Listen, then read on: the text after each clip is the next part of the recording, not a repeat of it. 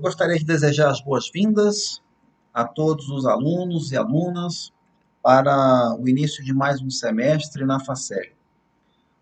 O meu nome é Rodrigo Santos Neves, para aqueles que ainda não me conhecem, aí ou dos corredores, ou quem já foi meu aluno em semestres anteriores, né? Ah, e a nossa disciplina aqui será a teoria da Constituição, certo? Na teoria da Constituição, a gente vai tratar de assuntos iniciais sobre o constitucionalismo, né? Esse movimento que originou as constituições. Tá? Houve um certo momento da história da civilização ocidental que se percebeu que ah, não se precisavam apenas de leis, mas se precisavam também de normas que fossem superiores até mesmo à lei, né? Normas que fossem capazes de, uh, de limitar a atuação do próprio Estado, né? E aí surgiu-se a ideia de se criar uma Constituição, né? Essa Constituição ela seria capaz de criar o próprio Estado e estabelecer ali as regras as regras básicas que iriam reger a sociedade. Então, a teoria da Constituição, ela se propõe a explicar esse movimento. Tá? Ela tem por objeto a Constituição, que não é simplesmente aquele documento que vocês já viram, né? Nas bibliotecas ou na internet. Se você entrar no site do Planalto, aí, ou seja, a Constituição Federal, vai aparecer o texto da Constituição, começa com o preâmbulo, aí depois tem os artigos, tem os direitos fundamentais, que quem já fez concurso público já teve contato com o artigo 5º e teve que ler e reler até tentar memorizar aquilo tudo, né? Porque é um artigo muito importante da Constituição. Mas a teoria da Constituição visa tratar de assuntos que são fundamentais sobre o direito constitucional. Por exemplo, nós vamos falar sobre normas constitucionais. Né? As normas constitucionais, elas regem a nossa sociedade. E aí, a gente precisa saber, por exemplo, se as normas constitucionais elas possuem uma hierarquia nas normas jurídicas. Se, elas, se as normas jurídicas possuem hierarquia e onde se encontram as normas constitucionais. Se essas normas constitucionais produzem efeitos imediatamente ou se elas precisam de uma lei ou de um ato governamental para que elas possam produzir efeitos. Então a gente tem que verificar isso. Quais são os tipos de Constituição? Então a gente não analisa na teoria da Constituição a Constituição brasileira somente. É um estudo geral sobre o constitucionalismo, sobre esse movimento e sobre as constituições. Então, nós vamos falar de vários tipos de Constituição, mesmo que não sejam o caso da brasileira. E aí a gente vai ver que a Constituição brasileira, ela se parece, ela se enquadra em algumas classificações de Constituição. A gente vai ver isso. Tá?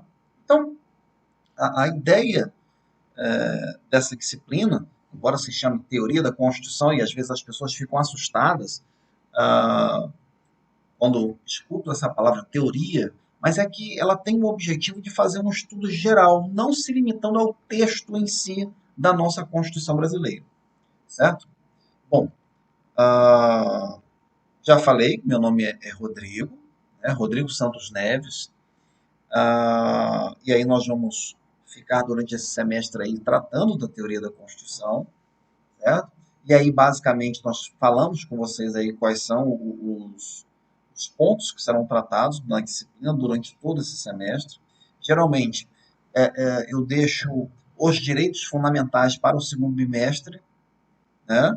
porque para a gente falar com calma dele, a gente trata dos outros assuntos antes, e depois a gente fala dos direitos fundamentais no segundo bimestre. A ideia é essa. Quais são os direitos fundamentais? São direitos que o constituinte, que é aquela entidade ou aquele ser que cria a Constituição, e aí a gente vai ter que falar quem é essa pessoa, quem é este ser, quem é esse indivíduo. É o Congresso Nacional? É o povo? É o presidente da República? Quem é que cria a Constituição? Então a gente vai tratar disso. Então, os direitos fundamentais são aqueles que o poder constituinte, que o constituinte, ele coloca esses direitos como os direitos mais importantes de nossa sociedade. Tá? São direitos que devem receber uma proteção especial. Vamos supor, vamos colocar lá. Você pega o artigo 5º, ele fala que o direito à vida é um direito fundamental. Ele fala que a liberdade é um direito fundamental. Ele fala que a propriedade é um direito fundamental. Tá? Ele fala que a segurança é um direito fundamental. Então, esses direitos, ah, eles são tidos como fundamentais, aparece no caput do artigo 5º, e aí em seguida nos incisos vem uma especificação desses direitos. Porque, por exemplo, a propriedade. A propriedade é um direito fundamental? É. Só que a propriedade se desmembra. A gente tem a propriedade material, né? Que é a propriedade móvel ou propriedade imóvel, propriedade sobre bens. A gente tem também propriedade imaterial, que é o direito autoral, marcas e patentes, né? Propriedade industrial chamada. Ah, a gente tem a propriedade sobre os meios de produção, que aí está relacionado com o direito de empresa, né? A gente fala de imóveis, bens móveis, mas eu tenho também aquilo que pertence à empresa, o estoque da empresa, né? Os insumos de produção, isso entra também nesse conceito. A liberdade. A liberdade ela se desmembrou em várias vertentes, né? Você tem a liberdade de locomoção, tem a liberdade de circulação, tem a liberdade de expressão, certo? Tem a liberdade de pensamento, a liberdade de crença, a liberdade de culto. São os mais variados, certo? A gente fala muito hoje aí de liberdade de expressão, né? Só que a gente tem um problema sério hoje, que é a questão das fake news, né? Ah, será que uma pessoa realmente tem tanta liberdade assim ao ponto de propagar uma mentira e enganar pessoas? Será que isso realmente é lícito? Será que eu estou agindo da forma correta? Ou se eu posso ser responsabilizado quando eu propago uma fake news, propago uma mentira, e aí eu engano uma série de pessoas e levo pessoas até a praticar condutas equivocadas, erradas, né? Então a gente tem que pensar um pouco nisso, né? Hoje se fala muito em liberdade, se fala muito de direitos, e aí é um tema que eu quero tratar com vocês, que é a questão dos deveres fundamentais, né? A Constituição ela fala de direitos, mas também fala de deveres fundamentais, embora não, não, não haja expressamente falando na Constituição, isso aqui é um dever fundamental. A nossa Constituição não fala disso e ela nem dá um tratamento jurídico aos deveres fundamentais, ela se silencia em relação a isso. Mas alguns deveres a gente consegue extrair do próprio texto constitucional, né? E a gente tem que falar sobre isso, né? Então, a nossa disciplina, ela, ela vai ser assim dividida, certo? Nós vamos falar de constitucionalismo, Constituição em si, que é um objeto de estudo, o poder constituinte, que é esse poder de elaborar a Constituição. Nós vamos falar das normas constitucionais, quais são os tipos de normas constitucionais, qual a produção de efeitos dessa norma, né, qual a eficácia dessas normas no ordenamento jurídico, quais os efeitos que elas produzem, né? Nós vamos falar dos princípios constitucionais, né? Vocês vão ouvir muito daí para frente. Se vocês já estudaram já alguma matéria de direito civil, Vocês já ouviram falar lá dos princípios, princípios do direito civil, certo? Alguns. E eles são muito importantes. Né? Qual é a função dos princípios no ordenamento jurídico? Então, eu coloquei alguns temas que eu creio que sejam interessantes para nós estudarmos. Tá? O primeiro tema é exatamente quem pode, quem tem o poder de elaborar a Constituição. Tá? Essa é uma questão que a gente precisa resolver, certo? Depois nós vamos falar da importância dos princípios e a sua função no ordenamento jurídico, certo? Outra coisa que a gente vai tratar, bom, falando aí de direitos fundamentais, mas o que define um direito como fundamental? Tá? E não adianta a gente vir com uma resposta pronta, uma resposta simples, porque simples isso não é. Os autores discutem até hoje o que torna um direito fundamental. Isso é muito importante. Tem uma outra coisa que é a chamada eficácia. Quando a gente fala de direitos fundamentais, a gente fala que os direitos fundamentais eles são uma proteção para o indivíduo contra o Estado. Então a gente fala que existe na tradição do direito constitucional que os direitos fundamentais eles produzem efeitos, eles têm uma eficácia vertical, quer dizer, do indivíduo para com o Estado. Só que nós vamos falar também que existem direitos fundamentais e eles produzem efeitos também em relação a outros particulares como nós. Por exemplo, determinados direitos fundamentais que eu possuo, eles devem ser respeitados pelos meus vizinhos, pelas pessoas que passam nas ruas, certo? Então, vamos imaginar o seguinte: o Estado ele não pode desapropriar os meus bens, tomar os meus bens, confiscar os meus bens, sem que haja um justo motivo, certo? Quer dizer, existe a situação da desapropriação, que é quando a pessoa perde a propriedade em determinadas situações que a Constituição autoriza. Ótimo.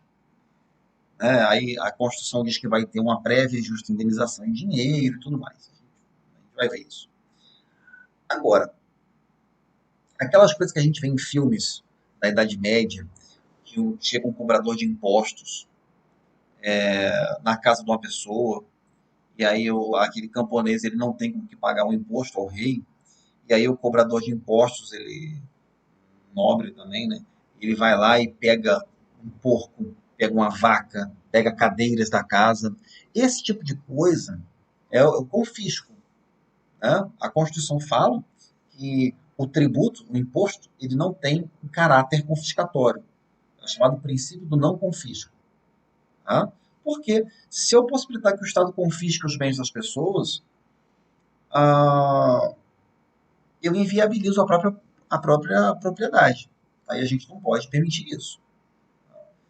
Ah, tudo bem, o Estado tem que respeitar a minha propriedade. Mas vamos supor que esse direito ele só servisse para proteger o particular contra o Estado. E se outros particulares quiserem invadir a minha casa? E se outros particulares quiserem depredar os meus bens? Pode isso? Não, não pode. Então eu digo também que a propriedade ela produz uma eficácia horizontal, porque ela atinge também os particulares. Os particulares têm que respeitar determinados direitos meus. Isso é eficácia horizontal. É um tema interessantíssimo. Tá? Bom, e aí nós temos também a questão da judicialização da política e a implementação dos direitos fundamentais.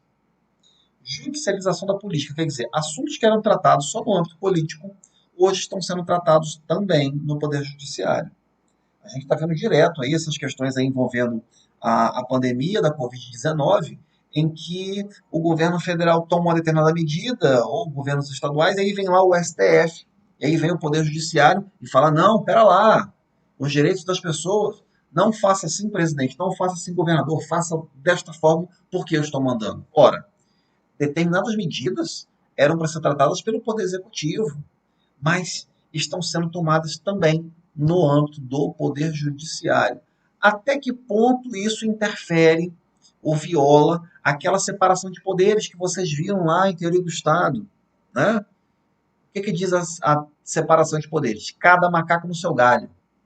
Ora, se é cada macaco no seu galho, então por que que o judiciário está se metendo em assuntos do poder executivo ou se intromete nos assuntos do poder legislativo? Então a gente tem que verificar isso, certo? Bom, basicamente é isso. Ah, a bibliografia que a gente vai usar, eu sugeri algumas obras, tá? Tem do Valber de Moura Agra, curso de Direito Constitucional. Tem o livro do Paulo Bonavides, curso de Direito Constitucional também. E com o mesmo título, tem o livro do André Ramos Tavares, que tem a edição 2020. Não chegou ao meu conhecimento que já tenham disponíveis edições de 2021.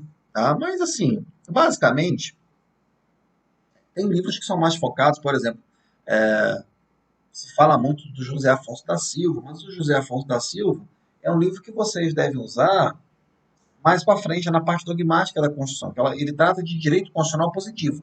Ele analisa a Constituição brasileira artigo por artigo, basicamente. Tá? Parte por parte da Constituição. Então é interessante vocês estudarem com ele depois. A gente tratando da teoria geral, o livro do Paulo Bonavides é sensacional. Tá? Se quem quer estudar direito constitucional, aprender, leia o Paulo Bonavides. Tá? Vale a pena. E, certo? Então a bibliografia está aí para vocês. Eu posso disponibilizar alguma coisa que eu tenha para vocês isso aí. Certo?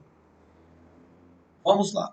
Com relação às avaliações, as nossas avaliações elas são divididas em P1 e P2 e cada um vale 10 pontos. E aí nós temos as atividades, que também valem outros 10 pontos.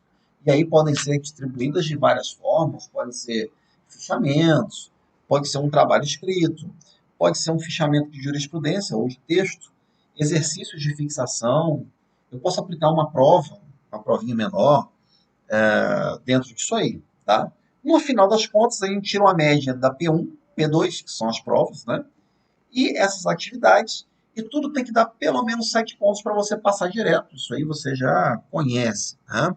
Se não tiver 7 pontos, você vai para a repescagem. Nessa repescagem, a sua nota a média cai para 6. Moleza passar, não tem como dar errado, certo? Então, tudo tranquilo. Bom, nós estamos em um ambiente virtual. Geralmente eu falo para os alunos em sala de aula para evitarem usar celular, só no caso de uma emergência, ficar saindo e entrando da sala. Eu sei que a gente, nesse ambiente virtual, a gente é tudo diferente, né? Você não está mais numa sala de aula, mas você tem que buscar na sua casa, onde você esteja agora, separar um espaço, tá? Para que você possa estudar, possa assistir os vídeos, possa fazer a sua leitura. Tá? Não basta assistir os vídeos, não basta ler os slides. Tá? Vocês vão ter slides com o PowerPoint da aula. Né? Não basta isso. Vocês precisam de ler a doutrina. Ainda mais que é uma disciplina mais teórica. A gente trabalha muito com textos. E aí a leitura ela é importante para que a informação que foi tratada na sala de aula, né, aqui nos vídeos, ela possa sistematizar, porque o autor ele vai trazer mais informações. E aí, com essas informações adicionais, essa informação vai se sedimentar na sua cabeça, vai te ajudar a memorizar. E aí você vai pegar as anotações de sala de aula e vai. Você tem que ver a forma como você estuda melhor. Tem gente que dá uma lida e lembra de tudo. Tem gente que tem memória fotográfica. Eu gostava muito de fazer resumo do livro. Era a forma como eu estudava na graduação. Eu não conseguia anotar o que o professor falava. Né? Naquele tempo, né? Não tinham slides, né? Não tinha PowerPoint, não tinha o YouTube. né? Então a gente era o professor na sala de aula, jogando aquele monte de informação, e aí tem aquele pessoal que é habilidoso e anota, né? Às vezes você faz isso, ótimo. Mas tem gente que não consegue. Eu não consigo fazer isso. Eu não consigo escutar o que a pessoa fala e anotar. Eu me perco nas duas coisas. Eu não consigo nem anotar, nem ouvir o que a pessoa falou. Quem pode, quem consegue fazer isso é ótimo. Aí eu lia o livro, a doutrina, e resumia. E ficava com aquele resumo. Relia o resumo e lembrava do que eu falava. O ruim é aquela pessoa que já leu o resumo da outra pessoa, né? A pessoa não anota nada, a pessoa não lê absolutamente nada, ela quer ler o resumo de outra. O resumo ele funciona para quem escreveu o resumo, para quem fez o resumo.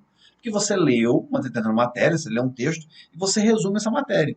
Então, quando você lê o resumo, você se lembra daquilo que você leu. Agora, quem lê o resumo de outra pessoa, né, naquela situação emergencial, estou sem tempo, arruma um tempo para ler. E se você ler só o resumo, a matéria não vai entrar na sua cabeça. Vai faltar muita informação, certo? Então tenha cuidado com isso. Eu vou dar uma dica de estudo aqui para vocês, tá? Não só para a disciplina de teoria da Constituição, mas aí para outras disciplinas também. No site dos tribunais superiores, tá? No STF e no STJ, para vocês aqui o STF já basta, se vocês já tiverem isso, tá? Mas vocês já estão vendo assim direito civil, talvez já estejam vendo direito constitucional, direito penal. E aí o que, que vocês podem fazer? Entra no site do STJ também, Supremo Tribunal Federal e Superior Tribunal de Justiça.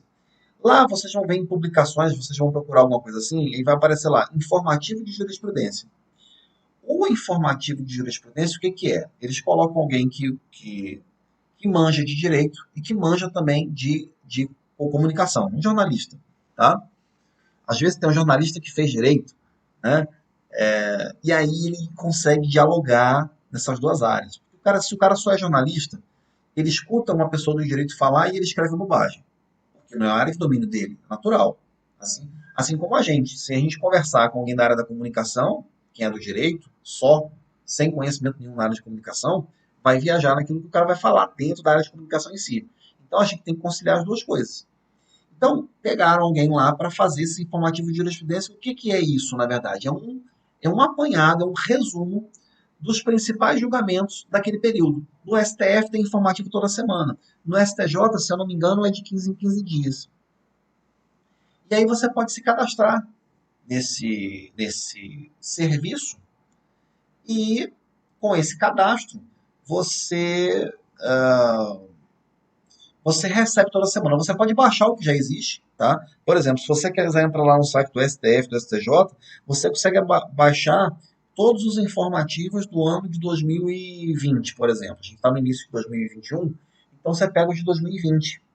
Eles têm até um negócio lá que é, por exemplo, assim, informativo por temas. E aí eles separam direito constitucional, direito administrativo, direito civil, direito penal, e eles separam por áreas. É bem legal também. Tá? Mas você pode pegar um informativo todo pela semana. Vamos supor, você vai lá, se cadastra no sistema Push, e aí ele chega no seu e-mail sempre que tem um informativo novo. O legal é a gente, assim, o estudo, né, a ciência é um método, ela tem que trabalhar com método. Vamos criar um método de estudo dos, dos informativos de jurisprudência. Você vai pegar os últimos 20 informativos e você vai ler. Pega sempre assim, do último para trás. Pega o último e os 19 anteriores. Sempre 20. E dá uma lida. Tá? É um resumo. Se tiver alguma notícia ali que te interessou, você pode abrir na íntegra o acórdão lá do tribunal, você procura no site e você localiza. Mas se você lê isso, já está ótimo. Lê os 20, ótimo, do STF. Vamos colocar. Semana que vem vai sair um novo informativo. O que, que você vai fazer? Você vai ler esse último informativo e ler os 19 anteriores. Na outra semana, chega um informativo novo. Você lê esse informativo novo e lê os 19 anteriores. Você vai sempre ler 20. O que, que vai acontecer? Vai ter julgados, todos eles você vai ter lido 20 vezes. Isso vai te ajudar a memorizar. Professor, o senhor quer que eu decore o informativo? Não, eu quero que você memorize. Memorizar é diferente de decorar. Por que o informativo é importante? A, a maioria de vocês pretende fazer um concurso público, ou mesmo a prova da OAB lá na frente, ela tem sido feita como? As alternativas de marca X estão sendo feitas a partir dos informativos de jurisprudência. A banca examinadora coloca assim: segundo jurisprudência do Supremo Tribunal Federal. Aí coloca lá o assunto. E aí eles fazem o quê? Eles estão copiando e colando uma frase do informativo e colocando como alternativa da questão. Aí não tem como discutir a questão. Entendeu? O STF falou isso? Falou. Se você ler o informativo, você vai ler aquela frase, você vai verificar aquela frase, e aí você vai perceber que aquela informação ali não é estranha para você. Se não é estranha para você, é porque ela está certa, porque você já leu aquilo. Isso é memorizar. Você lê e fala, eu já li isso, então isso está correto. Se você fizer isso, você mata a questão. Tá? Então isso ajuda muito a você. É só para o direito constitucional? Não. Isso é para todas as matérias. Você pode fazer isso. E você vai ver um monte de coisa lá que você não viu ainda na faculdade. Você está agregando conhecimento. Né? Conhecimento nunca é demais. Certo? Ah, professor, eu só quero estudar aquilo que vai cair na sua prova. Boa sorte. Né? Mas você está fazendo o curso só para passar na minha matéria? Ou você está fazendo o curso para você adquirir conhecimento? Você tem que escolher o que você quer na sua vida. Entendeu? Eu aconselho você a adquirir o máximo de conhecimento possível. Tá bom? Então, fiquem atentos, gente. Nós vamos fazer algumas aulas ao vivo, tá? Mas eu vou procurar fazer essas aulas ao vivo, mas para tirar dúvidas com vocês. Eu vou me concentrar mais nos vídeos gravados, porque a gente consegue dar uma quantidade maior de conteúdo com o vídeo gravado do que com a aula ao vivo, tá? Então eu quero fazer alguns encontros com vocês ao vivo para a gente conversar, para eu ver vocês. E aí eu peço que vocês deixem as câmeras ligadas para a gente poder se ver, que isso é importante, né? Eu ver vocês, eu ter esse feedback do olhar de vocês, isso é importante, né? Não só vocês estão me vendo, mas eu ver vocês. Isso é legal para eu já ir conhecendo, porque senão fica coisa muito fria. Então, eu quero fazer isso de vez em quando, tirar dúvidas, perguntarem sobre a matéria, isso é importante. Tá bom? Então, eu estou fazendo esse primeiro vídeo para a gente fazer uma apresentação da disciplina, tá? E, ah, e depois eu já quero marcar logo, eu quero fazer uma aula presencial com vocês logo. Não vai ser essa primeira, tá? Mas a gente vai fazer logo logo. Tudo bem? Então, a gente não vai ter problema com frequência aqui, né? Porque a gente vai fazer um registro de frequência aí nas aulas ao vivo. Eu vou marcar quem está presente, tá? Vou chamar vocês, tem que aparecer, tá? E a gente faz isso, tá bom? Então eu espero que esse semestre seja muito produtivo para todos nós, tá? Muito obrigado.